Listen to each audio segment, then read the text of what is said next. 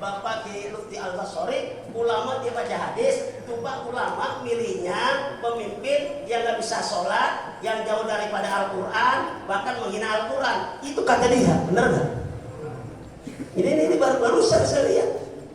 Ini kebenaran aja baca, makanya saya ya kalau dia begitu kan bakal bahan saya juga. Ini dadakan. Berarti apa di sini? Dijelaskan oleh ulama nasihatin kita. Masih bagus kita dinasihatin ulama daripada dinasihatin setan. Loh, ulama yang mana? Ya ulama yang ikhlas, ulama yang istiqomah. Kenapa? Tak kala kita belajar dengan ulama yang ikhlas dan istiqomah, jujur beda. Kita belajar dengan ulama yang mata duitan. Beda nggak? Beda nggak?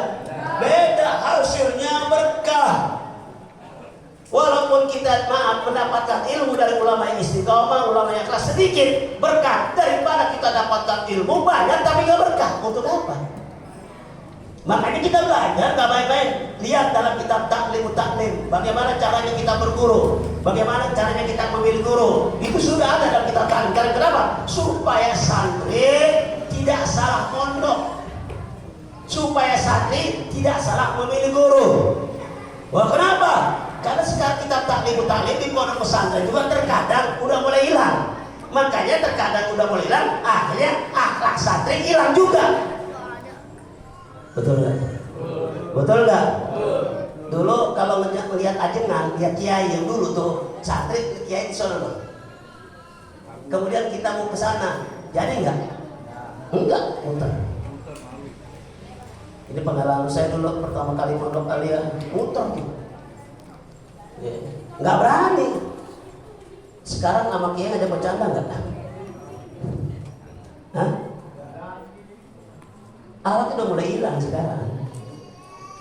Nah, justru itulah yang dikatakan tadi, ilmu itu nanti terangkat tidak terangkatnya nanti bukan sekedar dia cerdas, pintar, sejauh mana dia punya akhlaknya juga. Dulu orang tua dihormatin, sekarang masih ada nggak orang tua dihormatin sama anaknya? Masih ada? Masih, cuma sedikit. Dulu kalau dipanggil ayahnya, ibunya, misalnya contoh Ustaz Yusuf, dulu kan bukan Yusuf. Yusuf jawabannya labaik umi, labaik abi, misalnya. Sekarang begitu nggak? Gitu nggak? Kira-kira kalau dipanggil orang tua gimana kita? Yusuf, misalnya maaf dulu, contoh aja. Kalau kan contohnya ini. Kira-kira jawabnya gimana? Hah? Apalagi kalau lagi megang HP, main game. Yusuf, jawab nggak? Belakang mudek. Emaknya bapaknya kesal juga, manggilnya kencengan. Yusuf, jawabnya gimana? Kencengan, kita Yusuf, bapaknya ngomong 10 derajat, jawab anaknya 20 derajat. Lebih keras lagi, apa sih Pak? Ada nggak begitu? Saya mau nanya, ada nggak di Laskar atau misalnya jamaah yang ada begitu, ada nggak? Ada nggak? Saya mau nanya, dosa nggak? Fala taqul lahum uf wa la tanharhuma wa qul lahum qawlan karima. Jangan sekali-kali kau mengatakan kepada kedua orang tua kamu saja nggak boleh. Sekarang bukan ngentak sama orang tua.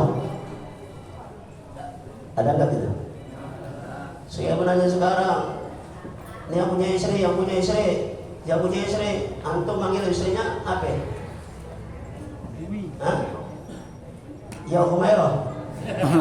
Ketinggian kali. Mami. Ada nggak panggil istri kita mami? Mami ada nggak? Itu kalau mami udah jadi orang kaya. Ya. Kadang-kadang kita manggil istri, Neng kesini. Jawaban istri kita gimana? Hah?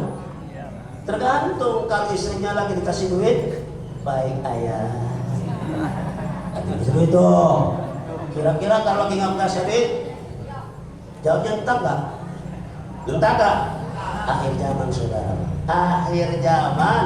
Makanya di akhir zaman ini, mari kita ngaji. Di samping kita ngaji fikih, ngaji sejarah, ngaji akhlak dan akidah. Kenapa itu konsep dalam ibadah? Kenapa semuanya selalu bergantengan tentang ilmu yang kita belajar setiap malam Selasa ini. Kita lanjutkan. Di sini yang menarik apa kata ulama, kalau lagi sehat Jangan terlalu banyak maksiat, justru kenyataannya lagi sehat banyak maksiat. Nah kalau mereka sehat nggak maksiat lebih afdol. Dan bagaimana kalau sakit? Tatkala sakit dia banyak berhenti kepada minta rahmat Allah. Ya Rabb, selama ini kami berdosa, ya Rabb, kami zalim, ya Rabb, kaki kami, langkah kami selalu berbuat dosa. Saat ini yakin ini merupakan teguran darimu, ya Rabb. Jadi kalau kita sakit, jangan bilang musibah itu ujian, jangan dulu. Jangan dulu. Kenapa? Ujian itu bagi para nabi, para wali, orang-orang soleh diuji. Ini menurut saya, wali antum kita semua jangan merasa diuji, ditegur. Kalau diadab enggak, kalau diadab orang-orang kafir. Kenapa ditegur? Ya kita sekarang ini ngaji, alham, besok kerja. Kira-kira kerja suka maksiat enggak? Kerja maksiat. Maksudnya bukan kerjaan kita maksiat, tak kala kita kerja kadang-kadang kita berbuat maksiat. Dagang begitu juga. Jadi apa? Tak kala taat ada maksiat ada. Makanya kalau kita lagi diuji sakit begitu, anggap saja, bukan anggap saja, katakan itu sedang ditegur sama Allah. Ditegur sudah bagus. Kita nggak sakit-sakit, alham. Karena dalam keadaan sakit, benar di sini berharaplah rahmat Allah. Makanya dalam tak kala sakit banyak sekali orang yang menangis. Banyak yang menangis, bahkan dalam teguran itu, maaf, saya punya murid udah wafat saudara, dia cerita dia jarang melakukan sholat. Satu saat dia kerja bangunan jatuh di plafon, akhirnya dia cacat ya sedikit, ya bahasa kita salah uratan, salah jepit lah. Sekarang kan bentar-bentar kejepit kan gitu, saraf kejepit. Ada apa? Ada hikmahnya, dia bilang sendiri. Mungkin kalau saya nggak jatuh begini, kayak nggak sholat saudara. Dia bilang begitu. Akhirnya dia sholat Jumat dulu, sholat Jumat, kemudian sholat satu hari. Hikmahnya dengan wasilah sakit saudara. Wadah begitu ada nggak? Ada nggak? Ada. Itu masih bersyukur, sadar akan teguran Allah sehingga dia kembali kepada Allah Subhanahu wa Ta'ala. Kita lanjutkan. Di sini yang menarik, kalimat khaifan, takut kepada Allah. Dalam kitab, saya sengaja mau kitab dua, ini kitab tambahan saja. Kita bicara khaifan, takut, di sini dalam kitab Komitukian ada kalimat wahmud ilah kahok alimai qaumi wali rahmatil zu tawakkal ya muslimu. Dalam kalimat ini menarik, wahmud ilah kahok alimai qaumi. Maksudnya apa? Sama kaitan dengan khaifan tadi. Cintailah oleh kamu Tuhanmu Allah. Hak alimai qaumi, takutlah akan azab Allah yang sangat pedih. Ini ada kaitan takut kepada Allah. Saya mau nanya, sekarang banyak nggak oknum ustadz, oknum kiai takut kepada Allah, apa takut dengan nggak dapat duit? Loh, kenapa saya katakan?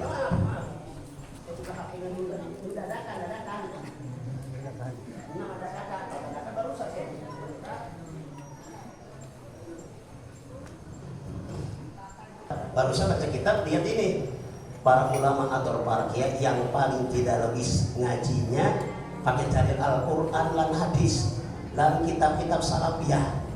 Begitu pemilu justru pilih capres yang nggak ngerti agama, nggak paham halal dan haram. Wah, ini bahan renungan. Kalau saya begini introspeksi diri, berarti apa? Dan sembarangan ulama yang istiqamah mengatakan yang hak saudara, walaupun maaf itu merupakan peringatan untuk oknum ustadz dan oknum kiai. Itu sudah bagus, diingatkan oleh orang yang ikhlas, harusnya bersyukur. Dia sekarang pakai kitab saudara, Quran dibuka, hadis dibuka, kitab salafnya dibuka. Tapi yang dibuka itu untuk menenangin masyarakat begini-begini, tapi dia suruh milih kepada orang yang nggak, maaf dalam arti nggak paham tentang ilmu agama. Kita lanjutkan di takut. Yang kedua yang menarik, tambahan yang sebenarnya wahmu ilaka hum alimah qabi. Di sini ada yang menarik. Ada bertanya bagaimana tata cara dan bagaimana caranya kita cinta kepada Allah. Langkah yang baik dalam kitab, kalau Imam Sahal Al-Imam Sahal mengatakan alamat rahmatullah bil Quran. tanda-tanda mereka cinta kepada Allah, cinta kepada Al-Quran. Saya menanya, yang hadir semua, kira-kira kita cinta kepada Al-Quran enggak? Betul. Cinta kepada Quran. Betul. Cintanya doang apa pelaksanaannya? Di sini jelaskan. Salah satu cinta kepada Al-Quran dijelaskan. Apa dijelaskannya? Tidak ada hubbul akhirat, dia cinta kepada Kedua, cinta kepada Al-Quran bukan sekedar saya cinta kepada Al-Quran. Sama dengan sekarang saya Muslim, nggak cukup. Kenapa? Setiap orang Islam disebut Muslim, belum tentu disebut mukmin. Kalau kita ingin mengatakan, oh saya cinta kepada Al-Quran, ditempelkan di rumah Al-Quran, belum. Atau mungkin rumahnya pakai kaligrafi ayat kursi, belum. Yang namanya cinta kepada Allah, mereka hidup selalu berdampingan dengan Al-Quran.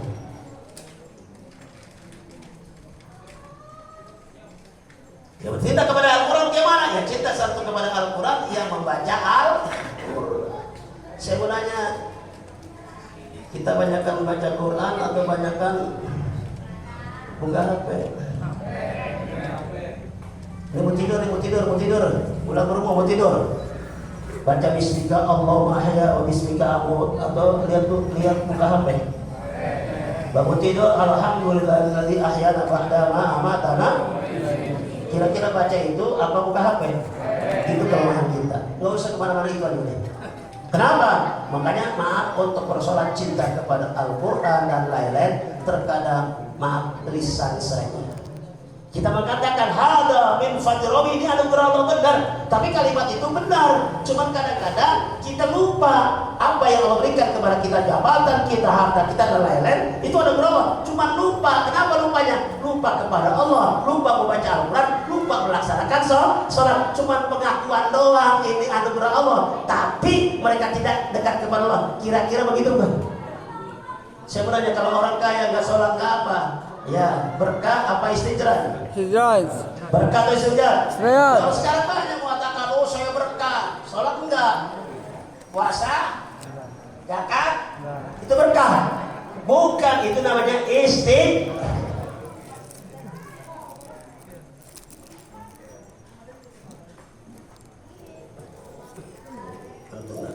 Ini baru pasal 4, udah pasal 4 ya. Dalam aturan nanti udah selesai dulu, nanti lanjutkan sambil dulu. Silakan teruskan pasal yang kelima. Assalamualaikum warahmatullahi wabarakatuh.